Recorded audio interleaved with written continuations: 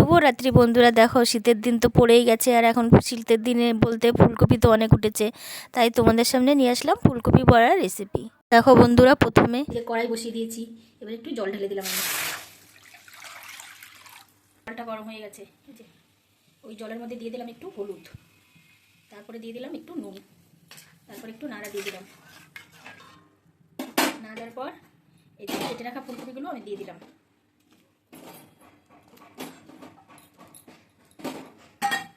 তারপরে নেড়ে দিলাম একটু,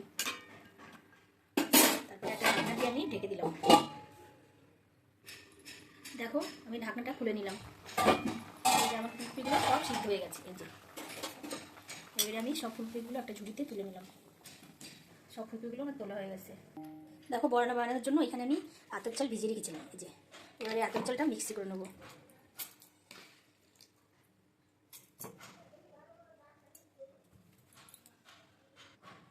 দেখো আতপ চালটা সব দিয়ে দিয়েছি। এবার আমি 4-5টা কাঁচা লঙ্কা দিয়ে দিলাম, তারপরে হালকা করে একটু জল দিয়ে দিলাম, তারপরে একটা ঢাকনা দিয়ে ঢেকে মিক্সি করে নেবো। এবার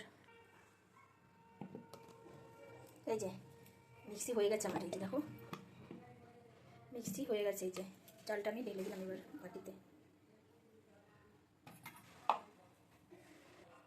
দেখো এটা ঘন করে গোলাতে হবে, ওর জন্য আমি এটা ধুয়ে মিক্সি বাটিটা ধুয়ে অল্প একটু জল দিলাম সামান্য। তারপরে এর মধ্যে আমি দিয়ে দিলাম হলুদ গুঁড়ো, নুন, লঙ্কার গুঁড়ো, তারপরে একটুখানি কালো জিরা, সামান্য কালো জিরা, যে সামান্য একটু কালো জিরা দিয়ে এবার ভালো করে আমি মাখিয়ে নেব।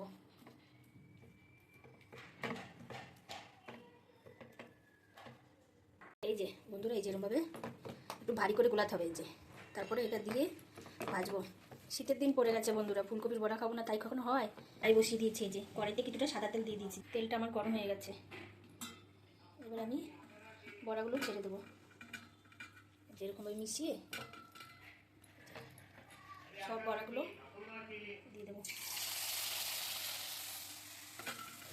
মিশিয়ে মিশিয়ে চালের গুঁড়িটা মিশিয়ে মিশিয়ে সব আমি আস্তে আস্তে ছেড়ে দেবো।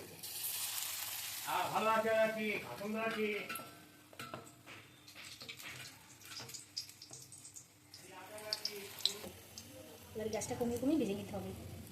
ঠিকটা হয়ে গেছে, এবার আমি একটু উঠিয়ে দিচ্ছি সবগুলো।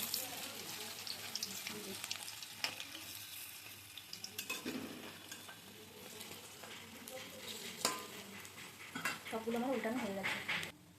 দেখো সবগুলো আমার উল্টানো হয়ে গেছে। এবার ভালো করে লাল লাল করে সব ভেজে নিতে হবে। দেখো সবগুলো বড়া আমার ভাজা হয়ে গেছে, লাল লাল করে। এবার আমি তুলে নেব। দেখো বন্ধুরা, তৈরি হয়ে গেলো আমাদের ফুলকপির বড়া। তোমরা একবার এইভাবে বানিয়ে বাড়িতে খেয়ে দেখবে, আর আমাকে কমেন্ট করে জানাবে কেরম হলো।